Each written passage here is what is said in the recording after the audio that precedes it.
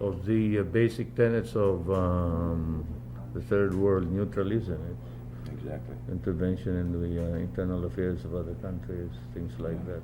And now that they've got Russia behind their back, it makes it very difficult. Mr. President, I realize you're very busy, and thank you very much for taking time to see us.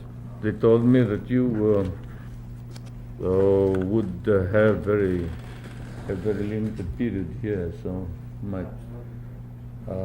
we really are actually busy working on the finishing touches on which particular decrees, orders, and instructions have to be modified or are considered rescinded by the termination of martial law. And then you've got the Pope coming in. Well, I have left that to the usual committee, and Cardinal Sin is well on top of it. So is the Papal Nuncio.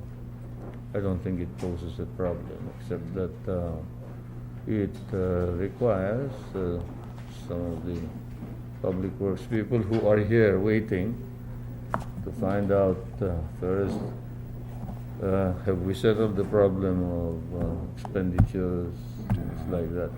My position is he's a head of state. He should be treated as such. Yeah, they're probably worried about the bookkeeping. Well, Mike Silver, our producer, has been all over doing a survey of the various places that the Pope will visit. So, Is that so? Yeah, he will be one of the producers on the trip for us. He and Bishop Maxinko should get together. Yeah. So, Mr. President, I thought I'm ready. we'd talk a little bit about martial law, a little bit about the upcoming papal visit. As usual, some tough questions, which you've never ducked on me. To be expected, to make it interesting, Right, okay. without sounding vitriolic and adversary. No, we've had some pretty good luck in the past with that. Lim, anytime you're ready. I'm ready. Mr. President, you've just lifted martial law.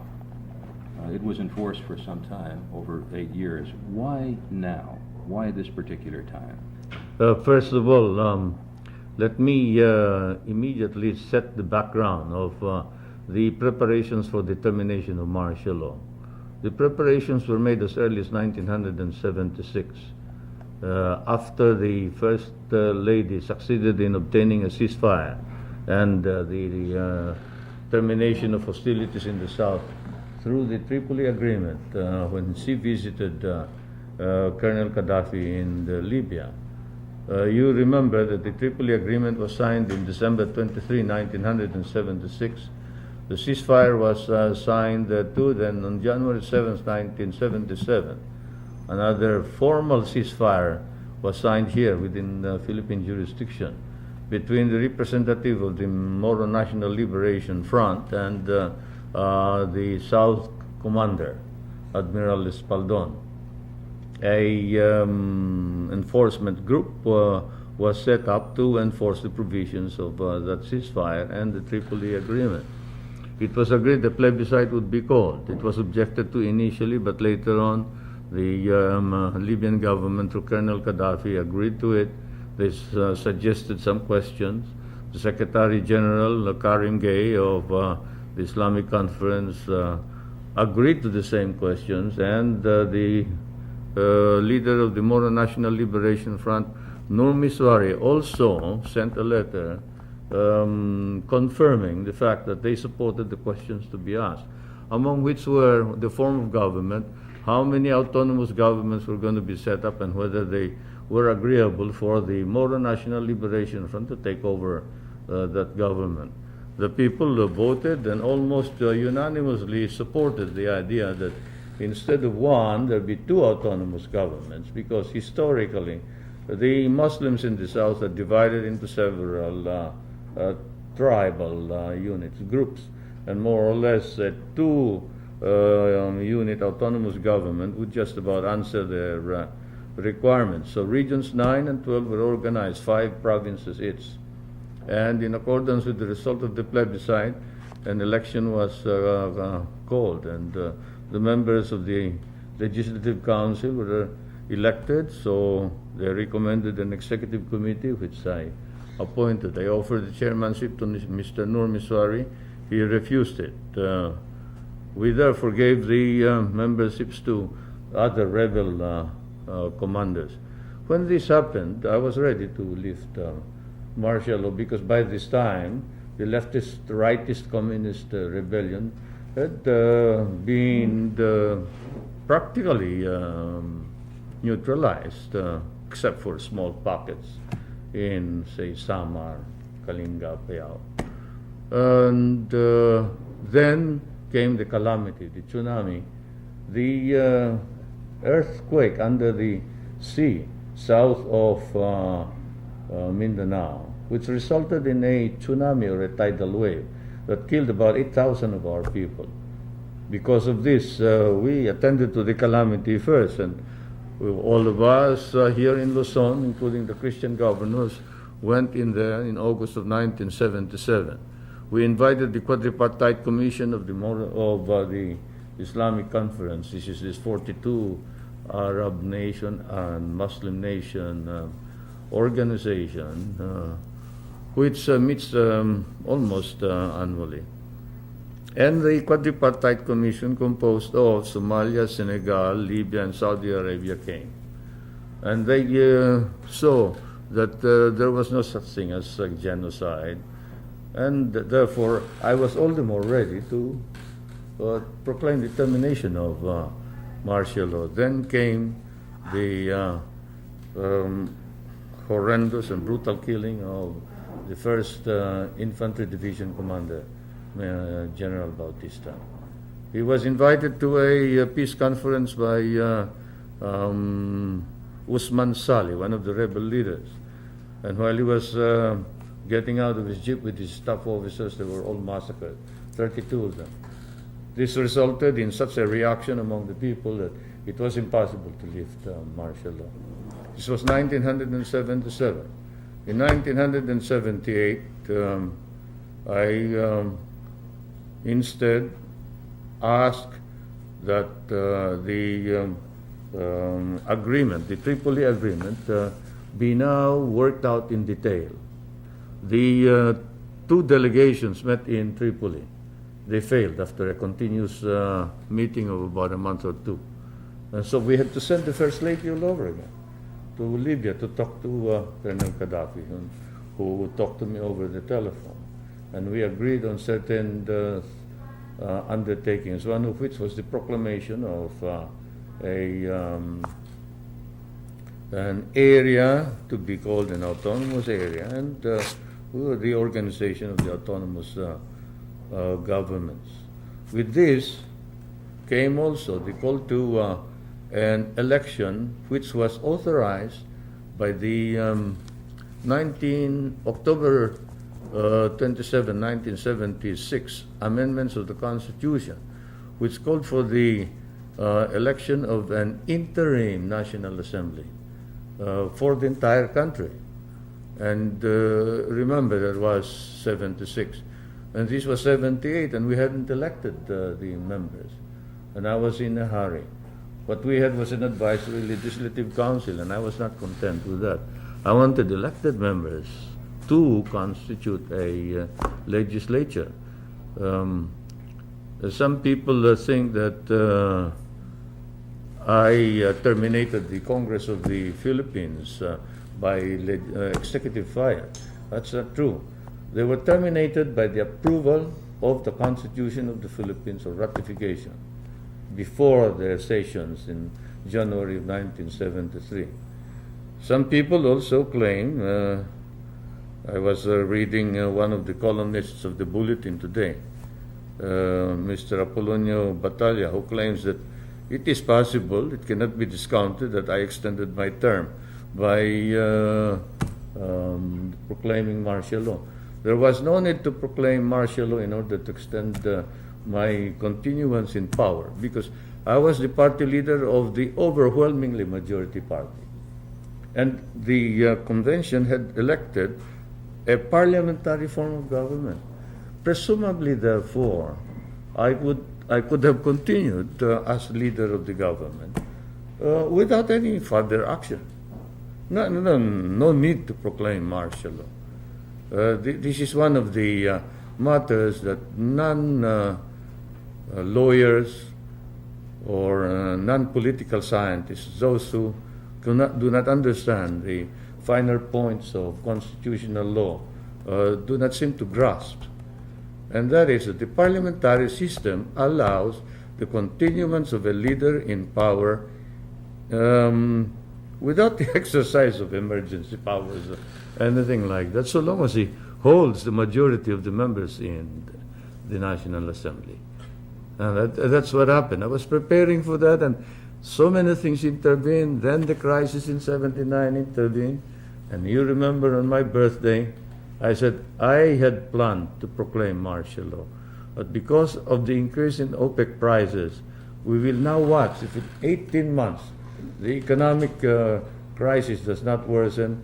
It is my intention to consider the lifting of martial law. This was said in September of 1979. So 1980 came, and I kept telling everybody, we will now consider lifting martial law. This was during my birthday of 1980. If the things don't change by the end of the year or even or immediately thereafter, we will now consider the lifting of martial law. And why now? Because there is no ideal time for the lifting of martial law. We had been prevented, or the attempt to terminate martial law had been aborted many times. 76, 77, 78, 79, 80. Now that's about enough. I have had enough of these circumstances preventing the lifting of martial law. And so, considering the relative peace and order and the relative successes of all the programs, including the economic program, plus the fact that we have Minister Yamani who visited with us saying that no, the OPEC situation will not get worse, the prices will not go up, there may be an oversupply even of oil. And he didn't believe. He told me frankly, I don't believe that you will be in danger, or any of the countries will be in danger of suffering any economic reverses because of OPEC. With that, I directed the planners and government to prepare for the termination of martial law. Mr. President, we've been reading in some of the press about some of the problems recently. For example, the bombing at the travel convention, some activity on the campuses with the students, the statements by the opposition, and so on. Still some problems in the South. And it just seems to someone who has seen martial law before and after the fact, that this particular timing was no better or worse than a lot of the other times. And some critics of yours have said that you lifted it really because of the new administration in Washington coming in, and also the visit of the Pope, that the timing had more to do with that. The problem with people who speculate about the conduct of government is that they think less of national interest than of their own peculiar prejudices. The trouble with studies and assessments of this nature is that you really can't read exactly what are the imponderables that work on the leader in making a decision. First of all, you must remember that as of 1976, I had decided there was no anarchy in the land. Now, under the Constitution, anarchy is the legal basis for the proclamation of martial law. Secondly, I had maintained that the Commander-in-Chief provision should be utilized to restructure the society. And radically, we had restructured our society from 1972 to 1976, we had converted a rice deficit country, which at the last importation of rice imported $500 million worth of rice, into a rice exporting country. We had altered the complexion of our exports. The economic planning was centralized.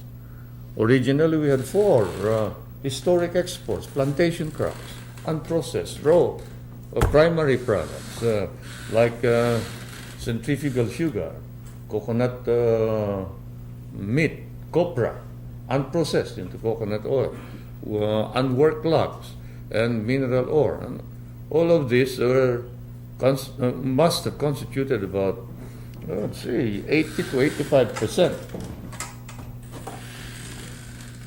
of the exports of the Philippines. In 1972, they constituted only 1 billion. We increased this to 5 and even more, probably 10 times, and diversified. One half of all the exports now are non-traditional items: semi-processed food, garments, textiles, electronics, and things like that. Now, we restructured our society. No matter what anybody says, the society we have now is completely different from the society we had before. Before, you could not get anybody come out of their homes beyond 6 o'clock in Central Luzon, Ilocos, Cagayan Valley, Samar, Leyte, Mindanao. You know that, and even here, everybody was fleeing. They were sending all the families out, and our foreign exchange reserves was practically zero. How much are the foreign exchange reserves now? 3,100,000,000. We restructured even our income groups. There are more people now earning, say, 30,000 pesos and more annually than in 1965, 1972. How much more? More than double. And there are less people now who are earning 1,999 pesos and less. They used to constitute 1/4 of our population. Now they don't constitute about 1/10 of our population. Now, this kind of restructuring, economic and social. Then you have people proud of their traditions, of their past. They want to know what their past was. They have recovered their self-respect. They're not apologizing or making any excuses for whatever happened in the past. They are making up for it. And they're proud to be Filipinos. Now, more than anything else, this to me is one of the greatest restructurings, the spiritual, internal restructuring. Even those who are living in the slums have been motivated into improving their houses. But they were told, we will advance to you the money. You remember, we are the first country that the World Bank lent money to, 63 million, for urban renewal, which really means improving the slums. But before we spent the money, I experimented with a new approach. Instead of just giving the money and dole it out to them free, in order that they can improve their houses and realign those houses, put up the infrastructure. We tested out a new scheme in my part of the country where we upgraded villages, but we told the villagers, you'll have to pay for the cost.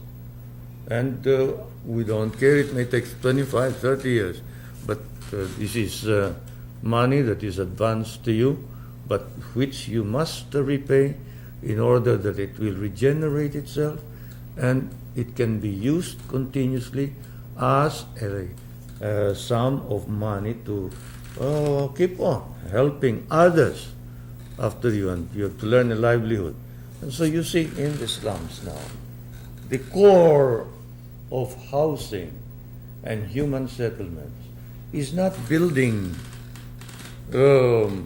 houses, it is livelihood. It's teaching the man to learn to earn his own income and to stand on his own feet. It's the typical Asian saying, teach the man how to fish instead of giving him fish, and you will help him throughout his life. And that's what has happened. Now, all of this went into the, should we say, studies as to whether we should now proclaim martial law termination or not. And to say that it is to satisfy this or that administration. Now, we respect President Reagan. We have the highest appreciation for all his statements to the effect that he will maintain. Excuse me. Oh. Can somebody get me a glass of water?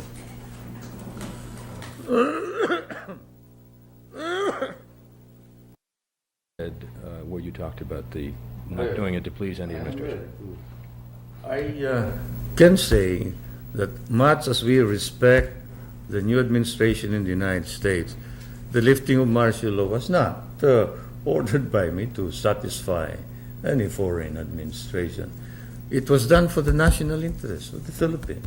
It could have been done in 79, could have been done in 78, 77, but many things intervened. At the same time, neither was it done because it was no longer intolerable. A survey conducted by very knowledgeable groups, not only one, two surveys, indicated most of the people were against the lifting of martial law. Mr. President, those of us who remember what things were like before martial law, the problems with guns, violence in the streets, the chaos, the confusion, the various newspaper campaigns where you didn't know exactly what was going on. What guarantee is there after martial law is lifted that things will not go back to where they were then? The institutional changes, plus the change in the spirit of the people. You know, you cannot, let us say, get the leftist, rightist rebellion to be, to assume the proportions that they reached in 1970, 69, without a violent reaction on the part of the people, who are now trained to identify those whom we would consider the enemies of our republic. You try and foist a new ideology like socialism, communism, or even anarchy on the people. The first line of defense is the barangay. Now, the barangay is the smallest political unit in the Philippines. It's self-reliant, it's self-sufficient. In some instances, it has its own trained armed men without any arms.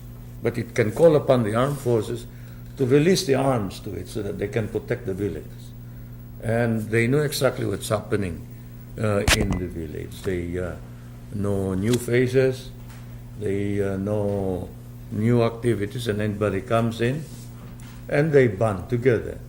Now, in some instances in the past, in places like Samar, Cagayan, the leadership of the village have been liquidated by the NPA, but the reaction has been just as shocking, because immediately all the other barangays got together and went after the culprits. And that has prevented any of the old tax collecting, agit-prop activities of the leftist, rightist rebellion. That's, Mr. President, that's in the countryside. How Yes, about in the metropolitan even areas like Manila? Same thing. The metropolitan Manila area is better organized. And let me say, the barangay tanods, these are the barangay policemen, are better trained, because many of them are not only reservists, but old veterans of the fighting in the Muslim areas and fighting against the Hukbalhams. And these are the fellows who know how to handle guns. You see, Don't you read in the papers how criminal syndicates are eliminated by the people themselves? The policemen come in, and the tunnels have already caught the criminals. They can't prosper anymore. And this is why, when some months ago, it was, let's say, the Asta bombing, the Light the Fire movement, and the Umbrella Sokdem organization started to engage in arson, in the bombing, and the like. Why were all the leaders and participants caught within a few weeks after the bombing? Why? Because the citizenry are now enraged about this type of activity. There is a point where the people will watch and observe whether the bombing is justified because of many grievances, valid grievances, injustice, iniquities, corruption on the part of the government. But they look around and see that the government is really trying to clean up. This is the only administration where you see public officials being sent to jail for corruption, for inefficiency being removed. And this is the only administration where you have an ombudsman who conducts an investigation quietly and prosecutes no matter who gets hurt, whether they are KBL members or members of the opposition or neutral members. Then you have, this is the only administration where you have a special court to handle corruption cases, the Sandigan Bayan. And the people, of course, I believe, appreciate this. Taxes increased from 5 billion to 36 billion over 5 years. More efficient collection or more More voluntary? efficient collection, but more voluntary support by the people. 90% of taxes everywhere, whether here or in the United States, are voluntary payments. Only 5% are compulsory payments. And when you see a jump like that, a quantum leap like that, it means that more people are voluntarily paying taxes because they know where it's going. They see all the infrastructure. You can't imagine the people, let's say in the outlying barrio, seeing a bulldozer for the first time, a grader, a street and a road being cemented, and they wonder where is this money all coming from? Well, it's coming from what we have saved. Did you know that at the beginning of my presidency, 85% of all the money in government went to salaries and furniture and equipment and new automobiles? We knocked this down immediately to 65%, saving 20% for infrastructure. Infrastructure, how much did the old administration used to spend? About 800 million, 900 million. Now we are spending anywhere from 12 to 20 billion. Can you imagine that? It is including loans. Including loans. On our own alone, we are spending 12 to 13 billion pesos.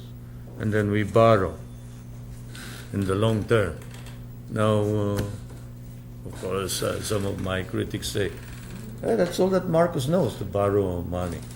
Well, the World Bank refused to lend money to the Philippines before I became president. Did you know that? I did not. $40 million dollars was all that the World Bank would lend in 1 year because of inefficiency in the handling of the funds, the serious corruption that was endemic, and at the same time the lack of planning. What is the current World Bank assessment now of the Philippines? Our indebtedness about 11 to 12 billion, and the most important part is before I became president, 90% of all the indebtedness had to be paid within a year or two, short term. Now we have been able to extend this to long-term indebtedness. Before my term, we could not pay our indebtedness. There was a time when the what you call the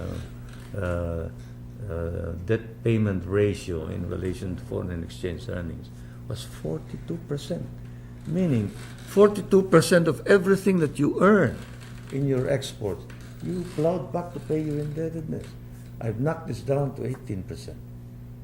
Now our legitimate level under our own self-imposed domestic law is 20%. But I've even reduced the debt payment ratio to 18.7. That's the accurate figure. 18.6, 18.7.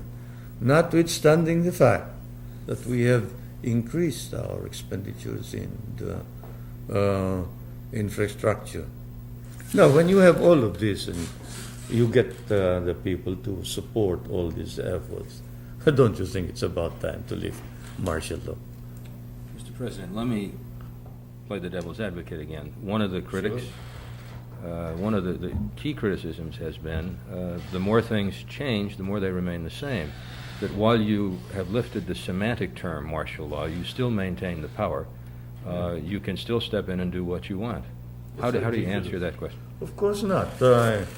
On the contrary, the truth of the matter is that I now have transferred the power to legislate to the Batasan Pambansa. They say, yes, but in case of an emergency, the President can exercise certain powers. Under the old Constitution, that was just as true as it is now. Under Article 8, Section 15 of the Constitution, I'm going to start getting pedantic like a professor. The National Assembly can authorize me. Presumably, therefore, since I control the National Assembly, meaning our party is in control, I can get any kind of emergency powers from the National Assembly.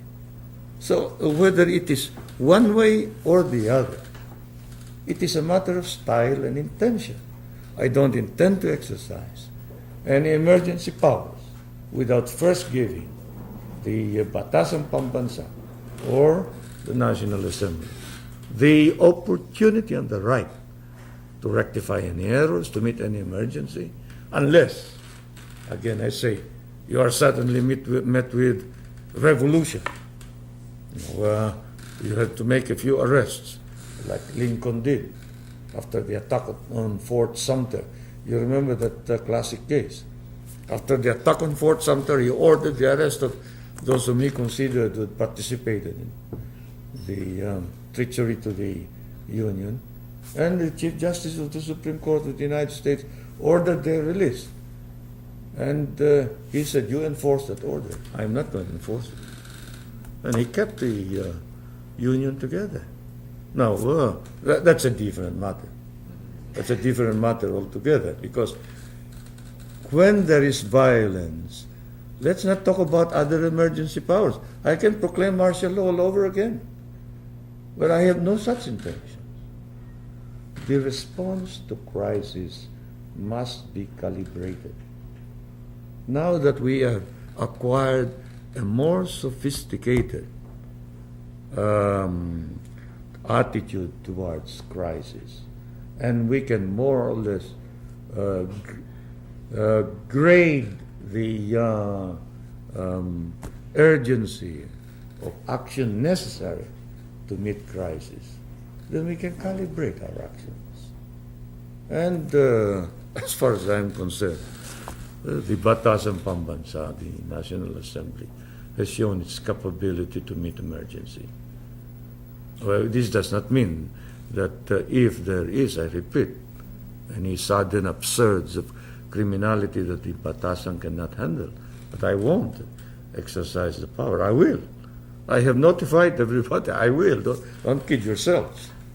I'm not going to allow all these advances and these changes, this progress, to go down the drain. it would be a delusion to our people, and they would be so disappointed that they would be willing to take any leadership which can guarantee stability. Mr. President, along that line, let me ask you a question.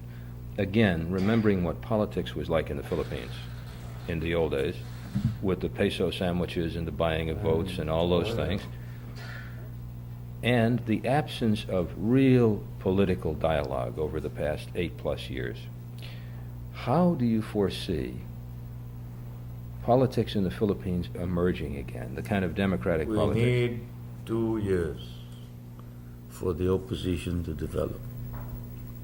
And this is why the people turned down an election for the presidency this year. I was for submitting myself to the people and asking them, do you still want me to continue in politics or not? If you don't, vote against me and I'll retire. If you do, then vote for me. But when the Batasang Pambansa, the National Assembly, conducted hearings, they were hooted out of the conference room. Said, what are you talking about? We just finished elections in 78. We had elections in 79. We had elections in 1980 for local officials like governors and mayors. And you want us to start elections again? What do you think this is, a banana republic? And so they said, no, we'll give the opposition a chance to organize. And I agree. I agree that the opposition is weak. They are divided, fragmented. I agree that they need time to develop. I would like to see a responsible opposition organized. Do you see any young, unknown, potentially responsible opposition developing? There are people who have said that over the past 8 years, because of martial law, because of your having really the supreme power, that younger politicians, would-be politicians, really haven't had a chance to develop. How would you answer that? They haven't been listening to the Batasang Pambansa. You see the former magna cum laude graduates coming up now and speaking their piece. And I noticed that they're learning the ropes. Quite a few of them, we probably should accept the fact that the older generation has a responsibility, and that is to train them. Now, this is the reason for the fact that I've organized a standing committee in the cabinet.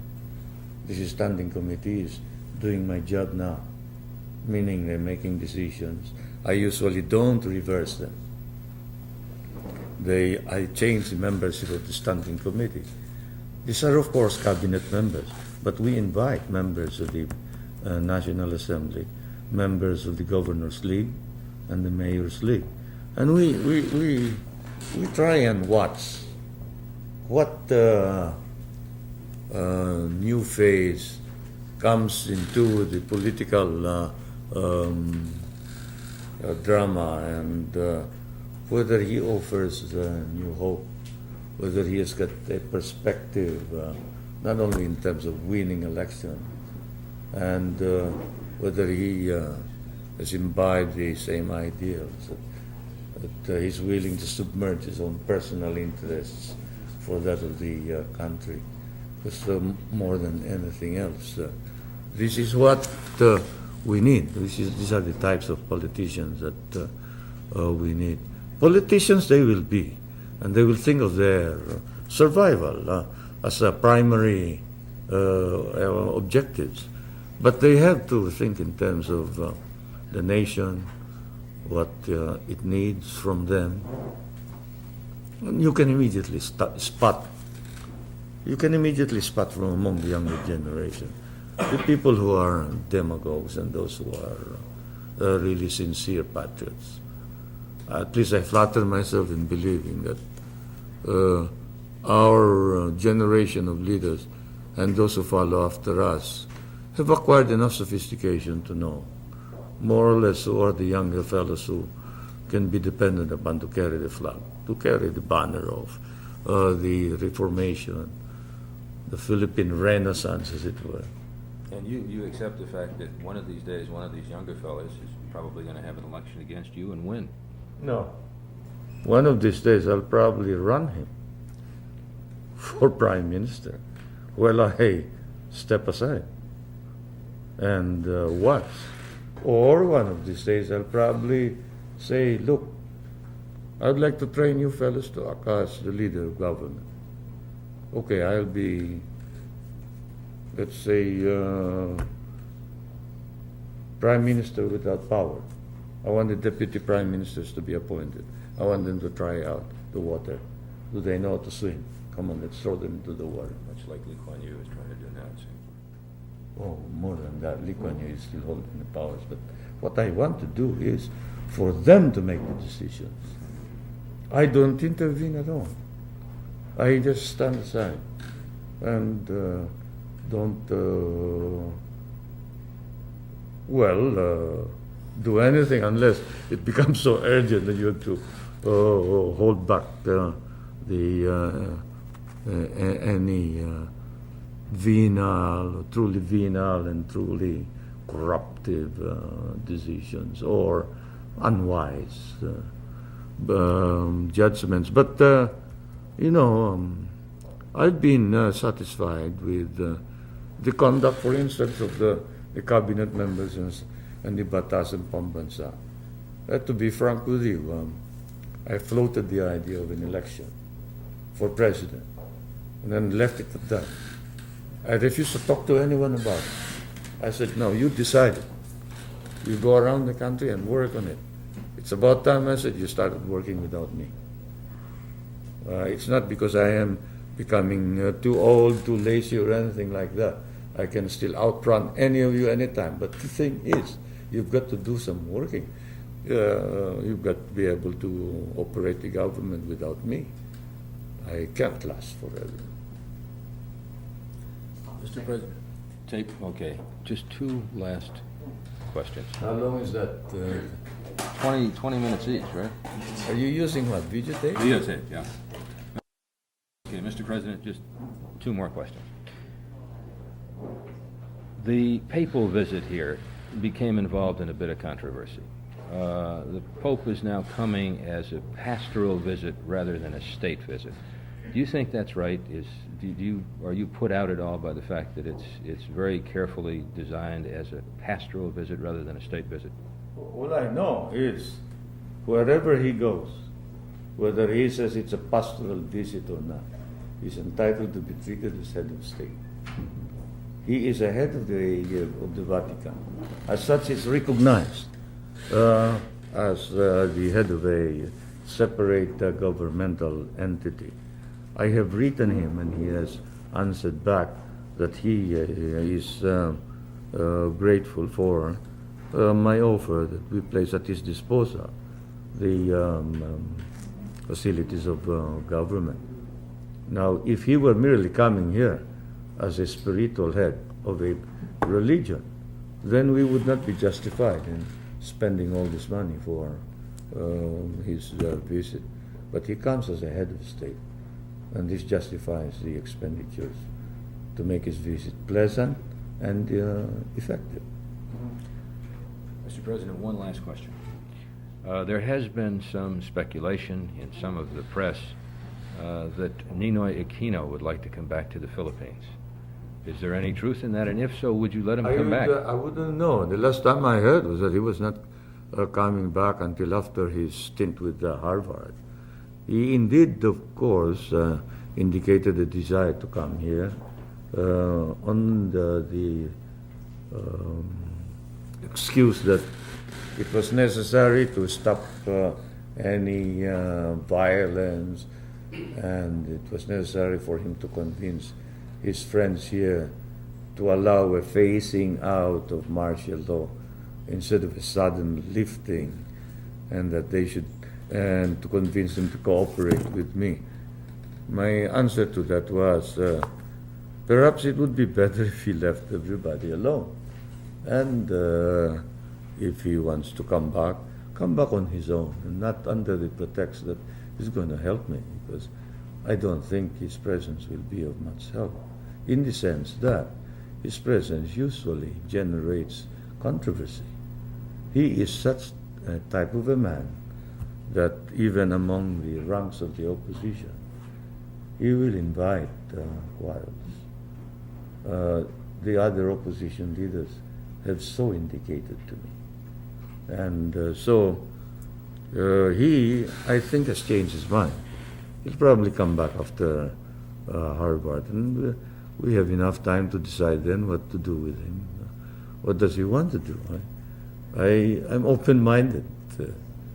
He is not, after all, that important in the sense that the opposition will have to decide, first of all, is he their leader or not? Now, right now, I'm listening to voices other than that of Aquino.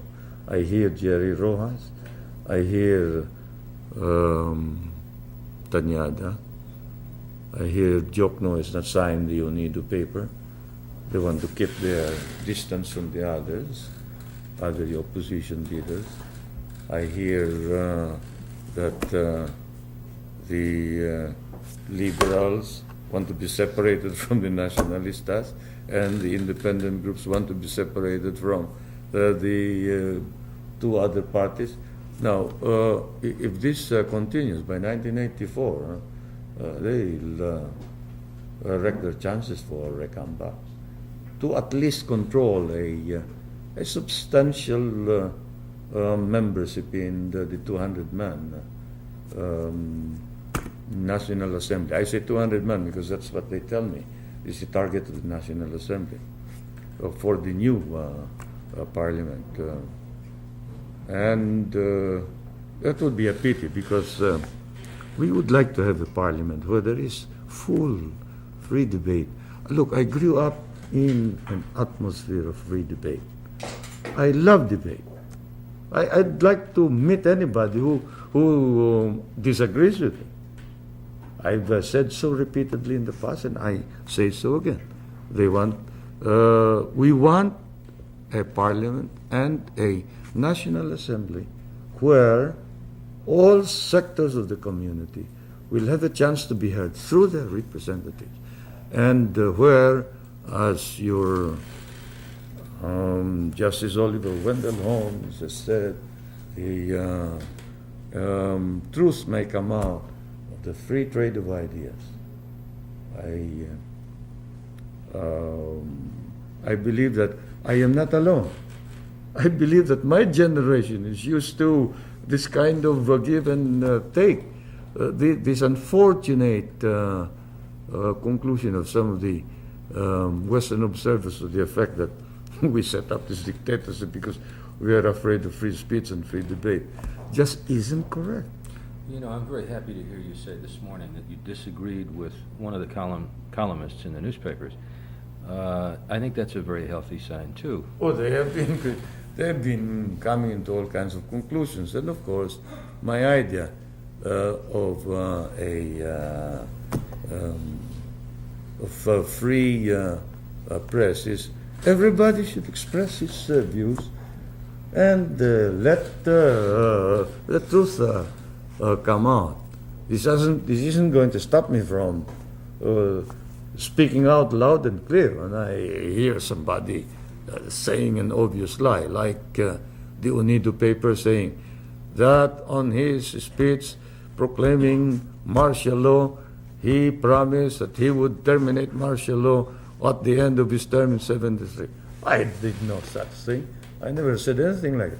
I was very, very cautious because I did not know whether I would end up fighting in the hills or just giving up to the superior forces of the enemy. We counted the guns that they were holding, and we realized that they had more guns than the armed forces of the Philippines. So we had to pick them one by one, Napoleon style, shades of Austerlitz and all that rock. That was the last question, but this brings up one more short one. The military.